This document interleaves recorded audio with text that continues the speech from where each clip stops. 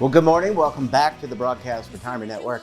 I'm Jeff Snyder. This is BRN AM for Tuesday, February 21st, 2023. And our top story today, are you and your partner financially incompatible?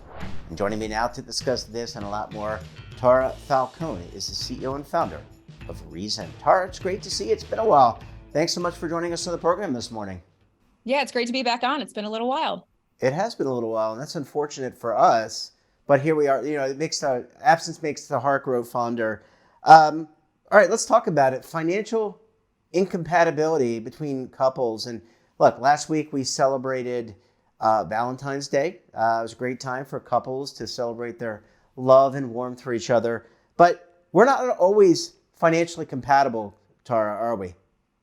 No, we're not. And I think that that's definitely a dimension of someone that's really missing from their, dating app profile that people aren't like, oh, I'm a spender, I'm a saver, I'm a stacker. Like nobody's really putting that, like how they manage money on their public profile. And so when you're swiping right on, relatively superficial things, and then forgetting to get into that conversation as you're starting to get to know someone, it's, highly likely that you'll end up kind of being incompatible and possibly finding some of those issues out down the line when you're like, well, I already love this person, but boy, we see money very differently. Yeah, and look, I mean, you have these conversations it's been a while since I've dated, and by the way, not a very good dater, but there are questions you ask when you're across the table from someone at dinner, having drinks, and things like do we want children? Do you want to own a house? What kind of job? What's your career like? And it seems to me that broaching this conversation later on as you're committing to somebody makes a lot of sense. It definitely does. And I think that we, often when we're talking about those big aspirations, we talk about, them in kind of the intangible sense, right? But the reality is that kids, a house, all of those things cost a lot of money. And so when you don't actually speak to your partner about, how much they earn, like how much do they have in assets, like what's their savings rate, like all of those kinds of things that are the means to those end, right? To be able to afford a house or have children and live the lifestyle that you want. There's a missing piece there. And so it's really important to talk to your partner about that. And I highly recommend doing that earlier than later. Yeah, and we're not advocating for Tinder to have a file upload where you can load the last 5 years of your IRS returns, right? I mean, this is more of although that does make a lot of sense. Your credit score, your debt to equity ratio. But in all seriousness, how do you broach that conversation? Because it is sensitive. It's like sex, politics, religion, finances. Hard to talk about those things. Yeah, and I'm definitely not advocating for that either. I think that we as human beings are so much more than our credit score, right? So just to be clear about that, but I think there are a lot of interesting ways you can just sort of bring that up. You can either use a, me statements or I statements, say like, hey, like, I'm thinking about doing this. I'm thinking about making this change in my 401k. Like, what do you think about that? And that's an interesting way of gauging someone's level of like financial literacy and awareness, or like, what do you do, right? And so like kind of making it more about like, I'm asking you for help or insight here. But also doing like a little digging while I'm doing that. So that's an interesting way, or bringing up conversations about like how your family maybe has managed money or spoken about money in the past and asking what their experience has been. All of those ways are okay ways to bring them up. I definitely wouldn't start that conversation with like, what's your salary? Like that's not the way to go, as that can be a really sensitive subject for many reasons. But I think there are ways of kind of, tying it into the goals that somebody may have and into their like previous life experiences that would be an okay way to open those doors. Yeah, and I like that you brought up the asset allocation conversation as a retirement network. That to me, look, financial literacy is important, and a lot of us don't have it, and you have to work to maintain it, and it seems like that's a kind of, I don't know if you would ask, let's talk about what is actually part of a mutual fund. I don't think you have to go to that level, but really kind of getting an understanding, hey, how do you allocate your 401k plan? Do you go in the target date funds? what do you do for your employee benefits? Yeah, exactly. Or like, do you think the 60/40 portfolio is dead too? Like, like kind of like bringing up these, these kind of headlines in the zeitgeist about, just getting their perspective on what's going on. And I think that just asking some of those simple questions can give you a pretty solid sense of just how much somebody pays attention to their money. I think that's a really interesting barometer for, how compatible you may be. It's like, if you're either somebody that's in your bank account, investment account, kind of seeing where you are, tracking your net worth, versus somebody that like avoids all of that, doesn't want to look at it, there's a pretty high likelihood you're not going to be compatible. You're not going to want to like even talk about finances, let alone see eye to eye on how, you should be spending or investing your money. Yeah. Look, Tara, you have designed apps for your businesses. I still think there's room there to reach out to Tinder, JDate, and some of the other ones. I'd say go for it. I need to take a very quick break. When we come back, we're going to talk about petflation. Look, we're all feeling the effects of inflation. Our pets may be as well. You're going to want to stay tuned right here on BRN AM.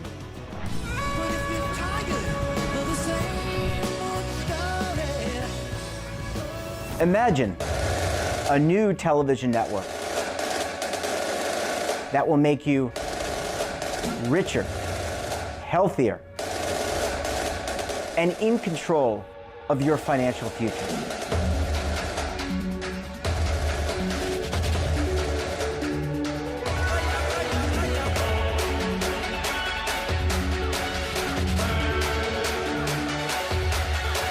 This network is for the policewoman in Nashville, Tennessee, the baker in Dubuque, Iowa, the teacher in Lexington, Kentucky.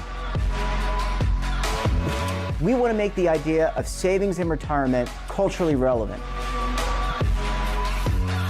But what do you see as a defining issue of the midterms, especially for the smaller businesses? I mean, they are the lifeblood of the American economy.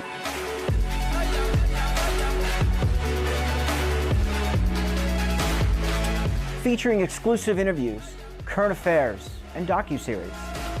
33 years old, you retired early. The philosophy is money only matters if it helps you live a life that you love. But you got to start thinking about retirement as soon as you get in. The Broadcast Retirement Network will drive very high engagement with premium partnerships. So this isn't retirement and savings for your parents or grandparents. This is for all Americans. And we're going to change the way you think about money.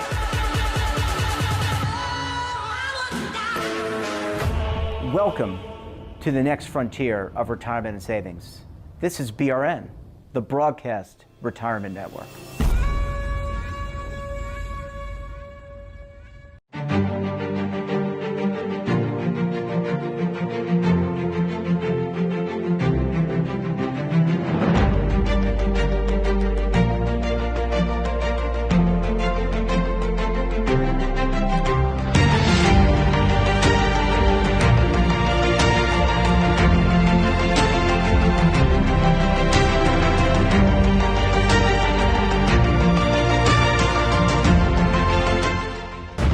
Tax audits, tax liens, wage garnishments. Every day we hear stories like this about good folks who are simply struggling to pay their bills. Each of them are living a frightening IRS tax nightmare, and they are afraid it will destroy their lives. I'm a divorced single mom, and my ex-husband left me and the kids with a lot of unpaid bills, including unpaid taxes. I was really starting to show my stress on my kids because the IRS had sent me a letter demanding a huge payment from me. I couldn't afford it. So then the IRS was threatening to garnish my wages. I'm already living paycheck to paycheck. That would have put me over the edge financially. It truly seemed hopeless, but then a friend at work told her to call the tax relief line. The people at the tax relief line, they told me about something called innocent spouse relief. They worked it out so that all of the taxes from my ex are not my problem. I don't know how that works, and I don't care. All I care about is that I don't owe the IRS a dime, and they are not going to take my paycheck. Even if it seems hopeless, you should call the number on your screen right now. There is absolutely no cost for the call or the consultation. You are under no obligation. If you are worried that the IRS could garnish your wages, seize your assets, even take your home, call us right now. The Tax Relief Line is here to help you. Now you have a knowledgeable, professional team of tax experts that are ready to negotiate with the IRS and fight for you to save you money. The Tax Relief Line's professionals have successfully negotiated thousands of cases, reducing and sometimes even eliminating the tax debt for their clients. It's very easy to get started. Simply call the number on your screen right now. You don't have to live in fear anymore. The call and the consultation are free. Well, Tara, thanks so much for staying with us this morning. Really appreciate you hanging around for segment number 2. Yeah, of course. I'm happy to be here, especially when it comes to talking about pets. Absolutely. We need to do more pet friendly programs. A lot of us, Tara, and you know this from dealing with your customers and your client base, and that a lot of us are feeling the pressures of inflation. You go to the food store and you can't help but see that eggs are over $4, at gasoline prices through the roof, especially maybe where you are in California. But our pets may be feeling inflation too, although I don't know if they know it or not. Yeah, I'm not sure if they recognize it. I think that, I have one permanent dog, and then we are currently fostering another dog who you may have seen on the last segment climb onto the couch. But yeah, I'm not sure if they're aware. I think that pets are happy with what you give them a lot of times. If you were taking your dog to doggy spas and daycares and now you're not, like maybe they recognize the lack of social interaction. But, if you're switching their kibble, like, are they really that aware? I'm not sure. Some dogs are pretty persnickety about that. They'll turn their nose up to certain food if they don't like it. Luckily for me, that's never been my experience. But yeah, I think it's less about what the animals feel and more about the guilt that maybe the owners feel, having to, downgrade their food for a cheaper version, or, go to the vet less often, or, take them to grooming and do it in the home bathtub instead. Like, I think it's more about what the pet owners are feeling, which is just a larger kind of proxy and example for what we're all feeling, I think, overall, being stressed by the cost of eggs and gas and all of these other things. Yeah. And those, by the way, I know I'm not informing you. I'm just making a general comment that the gas prices, they impact shipping. They in fact impact food production. We have 2 wonderful, beautiful cats, Sebastian and Peaches, here at the studio. And they're on prescription food. So we go to Chewy.com, by the way, not a sponsor, but if they want to sponsor, they can reach out, right? But in all seriousness, food prices through the roof, and health is important. And health, it's important to buy good food as a human being. Really important to make sure you're buying the right food for your animal for their longevity and their overall health.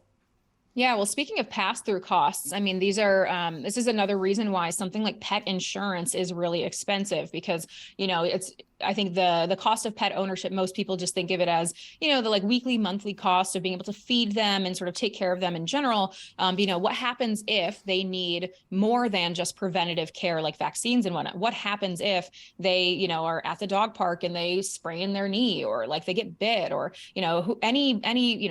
digest something they shouldn't, right? Like there was an ear missing from a stuffed animal here the other day, and I was like, oh no. But it just really highlights the importance of having pet insurance, so that will offset the cost of any unexpected, usually very large and getting larger vet bills that you may not be expecting to pay for. And so, just another plug for pet insurance. And I'm sure Healthy Paws is not a sponsor of this program yet either. Not yet. But if you're looking for pet insurance for many reasons, I'm a personal fan of Healthy Paws. That's what we use for our dogs. And there are things you can do, Tara. You mentioned them at the outset of the conversation that we started in this segment. You can bathe your animal. And this is, by the way, not to take away from the groomers. I mean, they have a very important role to play. I've seen a lot of the great videos online of beautiful dogs coming out of the groomer. They look like my grandmother did when she came out of the salon many years ago. But there are things you can do to kind of curb costs, cut costs, if you don't want to cut costs on your food. Yeah, absolutely. So, we bathe Rocco at home. It's actually a fun ordeal. You get a licky mat, which you can like put peanut butter and stuff on, put it in the freezer, and then just stick it via suction cups to the back of your shower. Loves to just go right in there and get it. Takes 5-10 minutes, rather than just driving to the groomers, doing the whole rigmarole there, having to pay $15 to use their tub. Like it's a whole thing. So you can save yourself at least $20 every time you want to wash your, animal by doing that at home. And then, in addition, like, try to walk them yourselves instead of paying for a dog walker, like, try to take them on vacations with you, maybe instead of going to the borders. So an example, like my husband and I did a large road trip recently, and we kind of did the math. We're like, oh, should we send Rocco somewhere, have somebody watch him, or bring him with us? And interestingly, even though most hotels will charge a pet fee of like somewhere between $25 and $75 a night, that is still significantly less than we would have had to pay to board him somewhere. And he got to come with us. We had a great time. And it was, a full fun family outing for everyone. So there's ways of getting around it, and kind of bonding more with your pet in the process. Yeah, I like the fact that you tied in the segment one. You had a conversation with your husband. Sounds like you are both financially compatible. That's awesome to hear. I love that. Tara, we're going to have to leave it there. Always a pleasure chatting with you. Thanks so much for joining us. And we look forward to having you back on the program again very soon. Yeah, thanks, Jeffrey. And that wraps up this episode of BRN AM. Have a topic of interest, somebody you think we should talk to, drop us a line. And don't forget, for all the latest curated news and lifestyle, wellness, finance, tech, so much more, and all in one place, check out today's edition of our daily newsletter, The Morning Pulse. Want to search our archives, check out our latest content? We'll visit our website and, of course, all of our streaming partners. We're back again tomorrow for another edition of BRN AM. Until then, I'm Jeff Snyder. Stay safe, keep on saving, and don't forget, roll with the changes.